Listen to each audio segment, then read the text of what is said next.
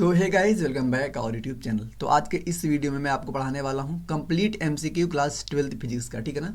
तो देखो, तुम्हारा एग्जाम बहुत करीब है, तो मैं उन चीज़ों को तुमको करवाने वाला हूँ ना जो तुमको बहुत इंपॉर्टेंट है इस टाइम पे। जैसे मैं यहाँ पे जो मोस्ट इंपॉर्टेंट क्वेश्चन है उसकी वीडियो अपलोड कर चुका हूँ, केमिस्ट्री की और बायो की। फिजिक्स की बाकी फिजिक्स में करवा दूंगा। अभी तुम एमसीक्यू कर लो, जहाँ से तुमको यहाँ से अच्छे खासे नंबर यहाँ से मिलते हैं। देखो, एमसीक्यू आपका एक ऐसा सेक्शन होता है ना, एक नंबर करोगे तो तुमको पूरा मिलेगा। ठीक है ना। थ्योरी डेरिवेशन वहाँ पे तुम्हारे नंबर कट भी सकते हैं, तो तुम इस वीडियो को पूरा जरूर देखना। तो चलो हम स्टार्ट करते हैं। ठीक है ना। तो आओ स्क्रीन के ऊपर, अब पूरा कंसंट्रेशन तुम्हारा अब यहाँ पे होना चाहिए। रेडी होंगे? I hope. देखो, सबसे पहले आपका स्टार्ट होती है इलेक्ट्रोस्टैटिक्स।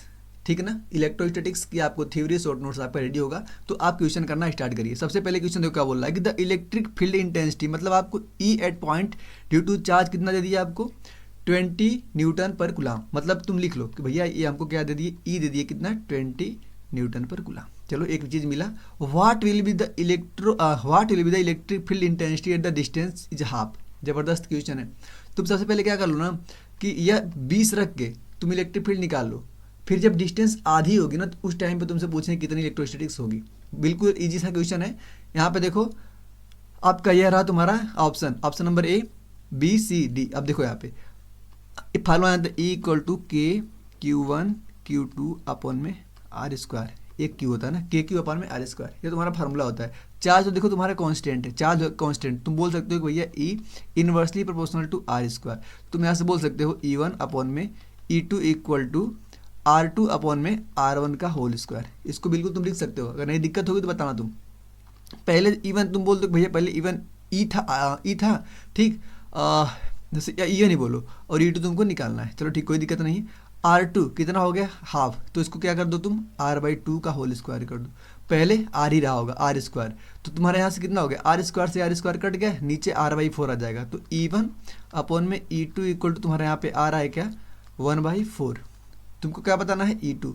तो ये तुम्हारा हो जाएगा 4E1। कितना हो जाएगा, 4E1। तो कितना पहले था, 20। 20 में 4 गुणा करो, 20 में 4 गुणा करो कितना आएगा, 80। 20 को 80। समझे कि नहीं समझे मैंने क्या क्या यहाँ पे कर दिया। एकदम इजी क्वेश्चन था, बस समझने की देरी थी। तुमको यहाँ पे क्या करना था, तुमको रिलेशन ढूंढना था। दोबारा बताता हूँ इस क्वेश्चन को तुमको। यहाँ पे आपको रिलेशन ढूंढना था क्वेश्चन में। फार्मूला पता हो, ई इक्वल टू होता है के क्यू अपॉन में आर स्क्वायर। के पहले से कांस्टेंट होता है, तुमको पता है। क्यू यहाँ पे कांस्टेंट है क्योंकि चार्ज आपको यहाँ पे चार्ज की कोई बात नहीं की जा रही है।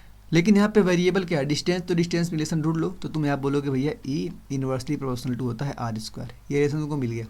अब मैथमेटिक्स के हो चाहे बायो के हो, तुमको इतना पता है कि जब कभी हमको ऐसा मिला तो मैं इसको क्या लिख सकता हूँ, जल्दी बताओ। इसको मैं लिख सकता हूँ क्या, E1 अपॉन में E2 इक्वल टू, अब पहले जो यहाँ पे आर स्क्वायर नीचे आ रहा है ना, तो मैं यहाँ पे क्या लिख सकता हूँ, R2 अपॉन में R1। और रिलेशन कैसा, स्क्वायर में दोनों का स्क्वायर कर दो, है कि नहीं।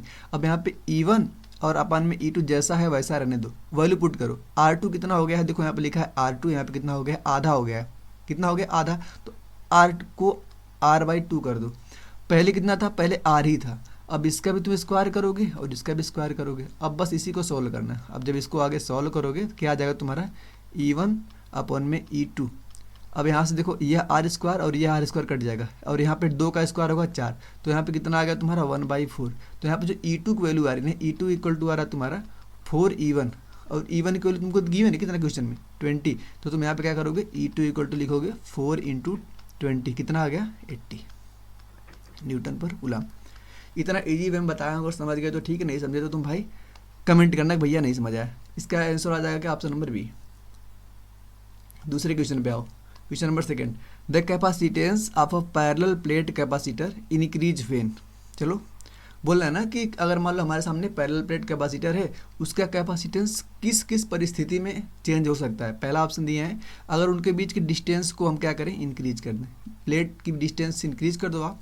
दूसरा, एरिया ऑफ द प्लेट को डिक्रीज कर दो। डाई इलेक्ट्रिक कॉन्स्टेंट इंक्रीज कर दो। बोथ प्लेट्स और कनेक्टेड टू बैटरी, दोनों को तुम बैटरी से कनेक्ट कर दो तब बढ़ेगा। तो इसका ऑप्शन आएगा ना, देखो जल्दी, इसका ऑप्शन नंबर सी आएगा। उसके बीच में क्या कर दो, कोई डाई इलेक्ट्रिक कॉन्स्टेंट लगा दो। क्यों, क्योंकि देखो फार्मूला होता है आपका ए एप्सिलॉन नॉट 1 में डी। अब यहाँ पे ये तो फार्मूला होता है कैपेसिटेंस का। अब यहाँ पे अगर तुम कोई डाई इलेक्ट्रिक कॉन्स्टेंट डालोगे तो वह डाई इलेक्ट्रिक कॉन्स्टेंट तुम्हारा कहाँ पे मल्टीप्लाई होता है, यहाँ पे कहाँ पे, यहाँ पे। तो जब सीधे ऊपर मल्टीप्लाई हो रहा है तो यह क्या कर देगा, इंक्रीज कर देगा। इसका आंसर क्या आ जाएगा, इसका आंसर आएगा कि डाइलेक्ट्रिक कांस्टेंट अगर आप इंक्रीज करोगे तो यह तुम्हारा कैपेसिटेंस क्या हो जाएगा, इंक्रीज हो जाएगा पैरेलल प्लेट कैपेसिटर का। 2 क्वेश्चन आपका कंप्लीट। आते हैं क्वेश्चन नंबर 3 पे, जो कि आपका है करंट इलेक्ट्रिसिटी से। करंट इलेक्ट्रिसिटी का क्वेश्चन है, ध्यान से देखना है यहाँ पे कि क्वेश्चन है कि क्या दिए हमको, 2 ओम का एक रजिस्टर है, कितने ओम का, R1 इक्वल टू 2 ओम। उसको हम कनेक्ट कर रहे हैं पैरेलल में। पैरेलल कैसे होता है भैया, मतलब ऐसे रहा होगा आपका 2 ओम, ठीक। अब उसको हम ऐसे कनेक्ट कर रहे हैं, वो कितने कितने का है जल्दी बताओ, यहाँ पर कितने का, 4 ओम का।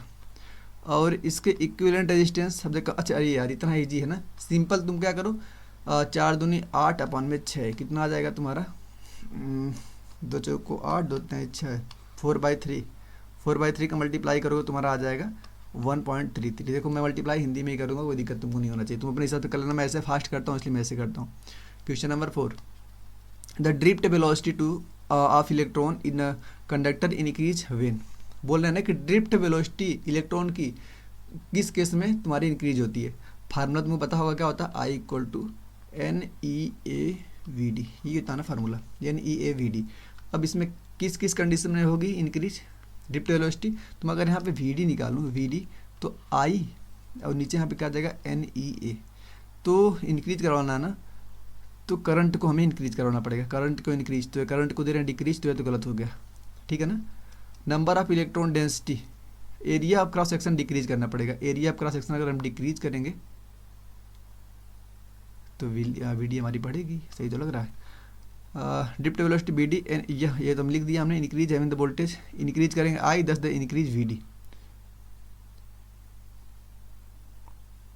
सही तो है। अब देखो करंट का रिलेशन डायरेक्टली किससे होता है, अगर आप करंट वोल्टेज बढ़ाओगे, देखो जब वोल्टेज बढ़ाते हो ना आप, जब वोल्टेज बढ़ाते हो तो करंट बढ़ती है आपकी, क्या बढ़ती है, करंट बढ़ती है। तो अप्लाइड वोल्टेज इंक्रीज, तो अगर वोल्टेज को इंक्रीज करें मतलब करंट को इंक्रीज कर रहे हो, और करंट जो होता है आपका यहाँ पर देखो डायरेक्टली प्रोपोर्शनल है, तो I बढ़ेगा तो VD आपकी बढ़ेगी बढ़ेगी, तो इसका ऑप्शन आ जाएगा option number D। I hope कि समझ गए मैंने यहाँ पे क्या कहा। अगला क्वेश्चन है क्वेश्चन नंबर 5 पे, a charged particle moves in a circular path. एक हमारा चार्ज पार्टिकल है जो कि सर्कुलर पाथ पे मूव कर रहा है, जिसकी मैग्नेटिक फील्ड कैसी यूनिफॉर्म है। Frequency of the particle is independent, उसकी जो फ्रीक्वेंसी होगी पार्टिकल की, इसमें से किस पे इंडिपेंडेंट होगी। पहला बोला है मैग्नेटिक फील्ड स्ट्रेंथ पे, charge of the particle, mass of the particle, velocity of the particle. तो सबसे पहले फार्मूला देख लो, ये तुम्हारा आता है, ठीक है ना। अगर हमें इसको निकालना हो तो थोड़ा सा ट्राई करते हैं। देखो ये रहा हमारा सर्कल, यहाँ पर जिस मान लिया हमने, यहाँ पे एक इलेक्ट्रॉन है, ठीक है, यहाँ पे एक इलेक्ट्रॉन है, इसके ऊपर बाहर लग रहा है इधर सेंट्रीफ्यूगल फोर्स, और नीचे लग रहा है, इधर लग रहा होगा F इलेक्ट्रिक। तो मैं यहाँ पे करता हूँ QVB, ये होता है ना QVB, F इक्वल टू होता है QVB साइन थीटा, ठीक है। अब बराबर करता हूँ MV स्क्वायर अपॉन में R, MV स्क्वायर अपॉन में R। तो यहाँ पे मैं क्या निकालता हूँ, रुको, तो एक B से एक B काटता हूँ, तो QB equal to MV upon में R। तो यहाँ से मैं B निकालता हूँ, नहीं अगर यहाँ से रेडियस निकालता हूँ तो R इक्वल टू हो जाएगा, हाँ MV अपॉन में QB, MV अपॉन में QB। अब हम जानते हैं डिस्टेंस इक्वल टू होता है दूरी को चाल, नहीं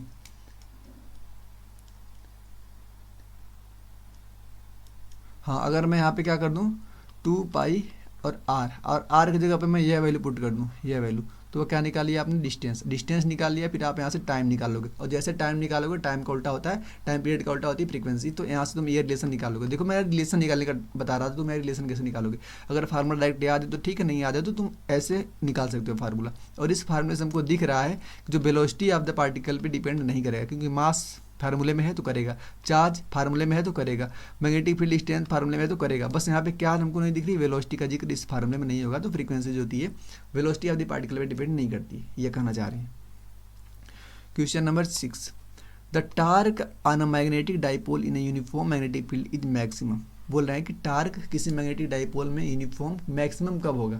पहला बोल रहे हैं कि magnetic dipole is parallel to the field, magnetic dipole perpendicular to the field, magnetic dipole make angle 45 with the field dipole in anti-parallel। देखो सबसे पहले हमको फार्मूला ढूंढना पड़ेगा। तो हमें जानते हैं टाउ इक्वल टू होता है एम बी साइन थीटा, पढ़े हो गया, tau equal to M B sine theta. तो क्या हमको चाहिए मैक्सिमम वैल्यू ना, तो साइन की मैक्सिमम वैल्यू जो होगी वही होगी। साइन की मैक्सिमम वैल्यू क्या होगी जल्दी बताओ। साइन की जो मैक्सिमम वैल्यू होगी वो होती है आपकी 1 कितने डिग्री पे होती है साइन 90 डिग्री पे। तो 90 डिग्री पे देख ढूंढ लो कहाँ पे परपेंडिकुलर है, ऑप्शन नंबर बी, जहाँ परपेंडिकुलर होगी वही तुम्हारा सही हो जाएगा ऑप्शन। ठीक, question number next, electromagnetic induction. Electromagnetic induction Lenz law is constant with the law of conservation of. Lenz law जो होता है वो कंसिस्टेंस लेंज लॉ कंसिस्टेंस कब कौन सा लॉ यहाँ पे कंजर्वेशन में होगा, तो चार्ज कंजर्व होगा, एनर्जी, मोमेंटम, मास। तो इसका सीधे आंसर होगा एनर्जी कंजर्वेशन। तुम जहाँ पे लेंज लॉ पढ़े वहाँ पे कोई टीचर पढ़ाएंगे तो यह बात को जरूर तुमसे बताएंगे, तो इसका आ जाएगा एनर्जी कंजर्वेशन। अब बात करते हैं क्वेश्चन नंबर 8 की। In AC circuit containing only a capacitor the current lead to the voltage by. बढ़िया क्वेश्चन है। कोई हमारे पास एक एसी सर्किट है ना, वो कंटेनिंग करी किसको, बस कैपेसिटर को। तो करंट लीड करेगा वोल्टेज को कितने डिग्री एंगल पे, ठीक है ना। तो यह क्वेश्चन तुम्हारा देखो जल्द मस्त बताओ कि purely capacitor circuit the current lead करता है voltage by the 90 degree angle पे, कितने पे 90 डिग्री एंगल पे। ठीक भाई, ठीक है ना। आओ क्वेश्चन नंबर 9 पे पढ़ते हैं। वे ऑप्टिक्स का क्वेश्चन है आपका। The width of the single slit in a diffraction experiment is half the width of the central maxima will be. तो इसका आएगा विल बी डबल, क्योंकि जो विड्थ और उसका स्प्लिट की जो वो होता है आपका रिलेशन वो होता है beta inversely proportional to alpha, ठीक है ना। तो इसको अगर आप क्या कर रहे हो, इसको अगर आप आधा कर रहे हो तो यह कितना हो जाएगा 2 गुना हो जाएगा, समझ रहे हो ना। तो यह कितना हो जाएगा आपका डबल, सी आएगा ऑप्शन ना, क्या आएगा ऑप्शन नंबर सी। बात करते हैं क्वेश्चन नंबर 10, वे ऑप्टिक्स का ही क्वेश्चन है।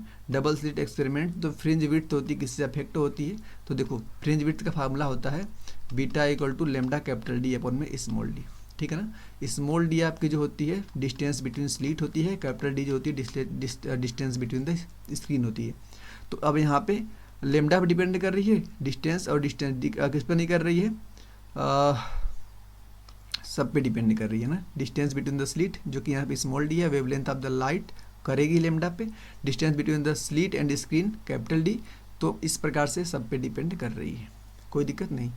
अब आते हैं अपने अगले क्वेश्चन पे, क्वेश्चन नंबर नेक्स्ट। बस तो नहीं रहा ना कोई क्वेश्चन, ठीक। क्वेश्चन नंबर नेक्स्ट करो अटेम्प्ट, डुअल नेचर का है क्वेश्चन 11। द स्टॉपिंग पोटेंशियल कितना टाइम हुआ, the stopping potential in A photo electric experiment depends on.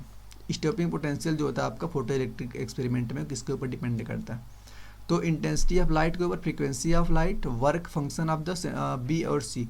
तो इसका आंसर आएगा ऑप्शन नंबर डी, बी और सी के ऊपर डिपेंड करता है, इंटेंसिटी के ऊपर डिपेंड नहीं करता है, क्योंकि इंटेंसिटी और फ्रीक्वेंसी में आपस में कोई रिलेशन नहीं होता। फार्मूला देखो आपका होता है यह E V naught equal to H F minus five, ठीक है ना। तो यहाँ पे फाइव वर्क फंक्शन हो गया, फ्रीक्वेंसी हो गई और यहाँ पे एच हो गया। तो इस प्रकार सब मिला जुला के तुम्हारा ऑप्शन नंबर क्या आ जाएगा, option number D. Next question की हम बात करें तो the de Broglie wavelength of the particle inversely proportional किसके होता है भाई, जल्दी बताओ। होता है आपका lambda equal to H by P, ये होता है ना lambda equal to H by P. तो लेमडा इक्वल टू हो जाता है तुम्हारा एच बाई एम वी, ठीक है ना। तो क्या पूछें, वेवलेंथ वेलोसिटी की इनवर्सली प्रोपोर्शनल होती है और किसके, मास के भी। तो the de Broglie wavelength of particle inversely proportional to, तो सीधे हम मोमेंटम बोल देना, मोमेंटम बोल दें। और मोमेंटम मास और वेलोसिटी दोनों होता है। तो ऑप्शन तो भाई अजीब ही दिख रहा है, क्योंकि पूछा भी है देख लो तुम्हारा, लेकिन हम मेरे हिसाब से देखो मोमेंटम ज़्यादा करेक्ट है, लेकिन वेलोसिटी और मास भी हो सकता है यहाँ पे ना, क्योंकि मोमेंटम तो मास इंटू वेलोसिटी में लिख ही सकते हैं। नेक्स्ट क्वेश्चन इस प्रकार से एटम एंड न्यूक्लियर आएगा। The energy of the electron in the first orbits of the hydrogen. First orbit देखो डायरेक्ट रखना पड़ता है कि हाइड्रोजन के फर्स्ट की कितनी होती है, सेकंड की कितनी होती है, थर्ड की कितनी होती है, फिफ्थ की कितनी होती है। तो यहाँ से नहीं डायरेक्ट रटे हो तो निकाल भी सकते हो, लेकिन रट लोगे तो तुम्हारे लिए फायदा होगा, क्योंकि क्वेश्चन एमसीक्यू में ही आएंगे। तो इसका ऑप्शन नंबर पहला ही करेक्ट था ना, माइनस, और पूरी एनर्जी किस में होती है, माइनस में। तो इन दोनों तो पहले ही काट देना, ठीक है ना। 2 ऑप्शन थे तुम्हारे वहाँ पे। नेक्स्ट क्वेश्चन तुम्हारे है, ये वाला टॉपिक शायद आपके सिलेबस से हट चुका है, कंफर्म करके हमें जरूर बताइएगा ना, क्योंकि इसको हम नहीं करवाएंगे और उतना कठिन है भी नहीं, बिल्कुल फार्मूला बेस्ड है, लेकिन ये हट चुका है फिजिक्स से। डीके वाला है सेक्शन। अब हम बात करें हम सेमीकंडक्टर से, तो इन फॉरवर्ड बायस पीएन जंक्शन डायोड जो होता है उसके बारे में पूछने की। इलेक्ट्रॉन का फ्लो किधर से होता है, प्रोटॉन से, मतलब पी टाइप से एन टाइप की तरफ।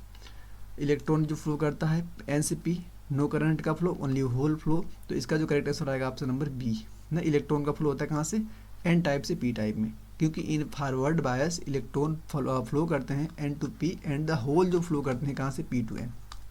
ठीक, अब देखो नेक्स्ट क्वेश्चन, जो जेनर डायोड होता है इस प्राइमरी यूज उसका कहाँ पे होता है, इसका यूज हम करते हैं कहाँ पे, वोल्टेज रेगुलेटर के अंदर। ऑप्शन नंबर बी इसका आ जाएगा।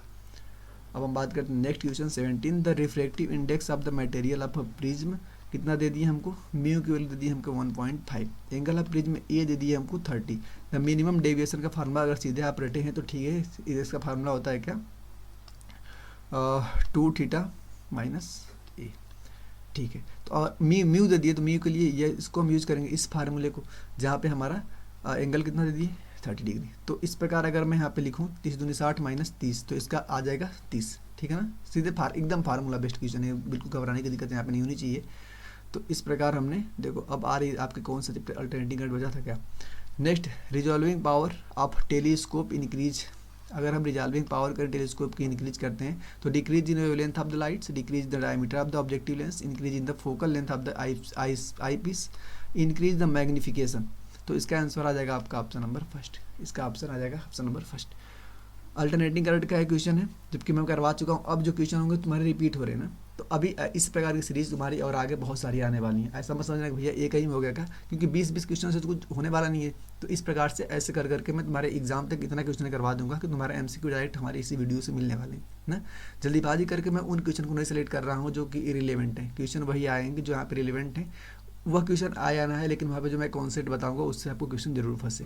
ठीक है, तो जो क्वेश्चन है पीडीएफ, और हाँ बात रही पीडीएफ की, तो पीडीएफ में बिल्कुल फ्री आप कॉस्ट में अपने टेलीग्राम चैनल पे प्रोवाइड करवाता हूँ, जिसकी लिंक डिस्क्रिप्शन में दे रखा है। और एक हमारा व्हाट्सएप ग्रुप भी है, जहाँ पे हम 15 से 20 मिनट के लिए बस उस ग्रुप को ऑन करते हैं दिन भर मिला के, जहाँ पे बस आपकी बात को सुन के बस उसका जवाब देता हूँ मैं। धन्यवाद।